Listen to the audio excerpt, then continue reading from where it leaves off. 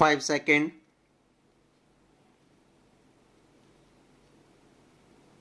Start. The First World War encouraged the world to invest in an international organization to deal with conflict.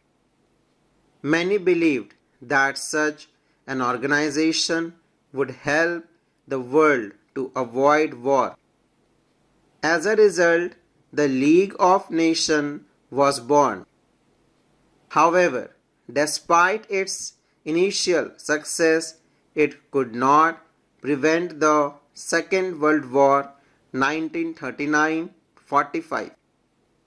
Many more people died and were wounded in this war than ever before. The UN was founded as a successor to the League of Nations. It was established in 1945, immediately after the Second World War. The organization was set up through the signing of the United Nations Charter by 51 states. It tried to achieve what the League could not between the two world wars. The UN's objective is to prevent international conflict and to facilitate cooperation among states. It was founded with the hope that it would act to stop the conflicts between states escalating into war, and if war broke out, to limit the extent of hostilities.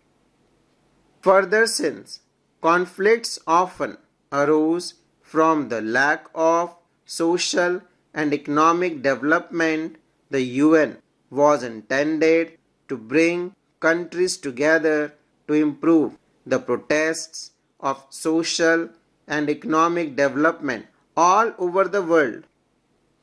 By 2006, the UN had 192 member states. These included almost all independent states. In the UN General Assembly, all members have one vote each.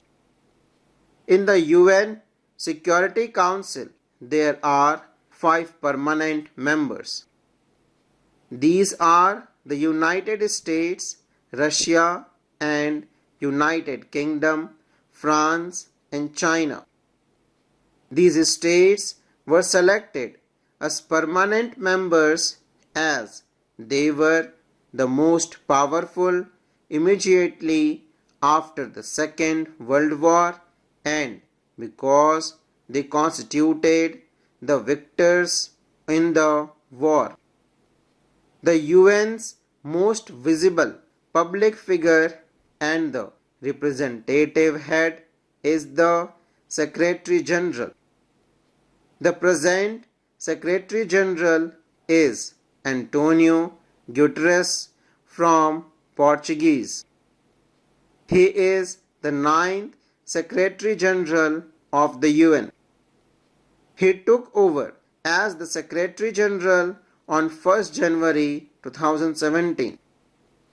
The UN consists of many different structures and agencies. War and peace and differences between member states are discussed in the General Assembly as well as the Security Council.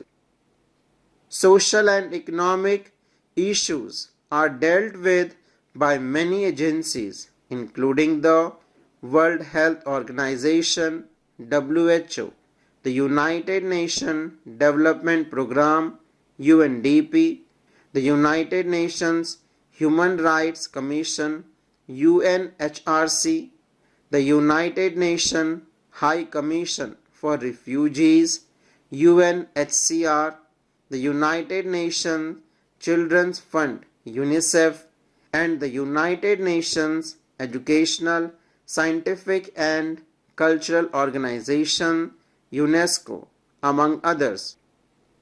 Reforms and improvement are fundamental to any organization to serve the needs of a changing environment.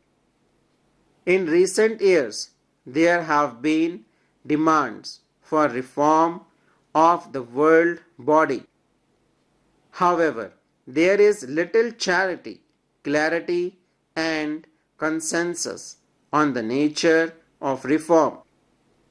Two basic kinds of reforms face the UN: reforms of the organization's structures and processes, and a review of the issues that fall within the jurisdiction of the organization. Almost everyone is agreed that both aspects of reform are necessary. What they cannot agree on is precisely what is to be done, how it is to be done, and when it is to be done. On the form of structures and processes, the biggest discussion has been on the functioning of the Security Council. Related to this has been the demand for the increase in the UN Security Council permanent and non-permanent membership so that the realities of contemporary world politics are better reflected in the structure of the organization. In particular, there are proposals to increase membership from Asia, Africa, and South America.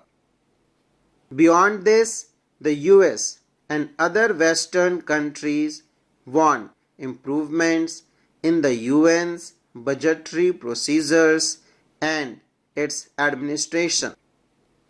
On the issues to be given greater priority or to be brought within the jurisdiction of the UN, some countries and experts want the organizations to play a greater or more effective role in peace and security mission, while others want its role to be confined to development and humanitarian work, health, education, environment, population control, human rights, and social justice.